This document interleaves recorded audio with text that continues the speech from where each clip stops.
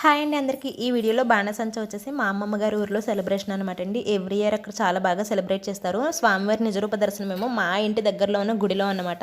అక్కడ చాలాసార్లు స్వామివారి బయటకు వచ్చి దర్శనమిచ్చి లోపలికి వెళ్ళిపోతూ ఉంటారనమాట. నాకు ఈ ఇయర్ వెళ్ళడం కుదరక వెళ్ళలేదు. మా నైబర్స్ని వీడియో షేర్ చేయమంటే షేర్ చేశారు. మీరు కూడా కంప్లీట్గా చూడండి.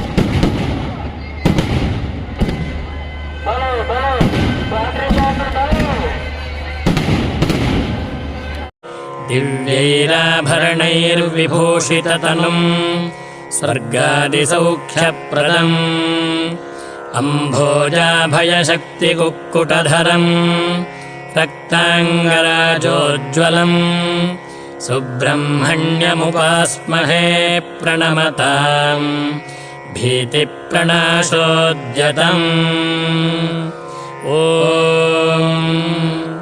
सुब्रह्मण्योऽग्रतः पातु सेनानीः दिव्यैराभरणैर्विभूषिततनुं स्वर्गादिसौख्यप्रदम् अम्भोजाभयशक्तिकुक्कुटधरं रक्ताङ्गराजोज्ज्वलम् सुब्रह्मण्यमुपास्महे प्रणमताम् भीतिप्रणाशोद्यतम् ॐ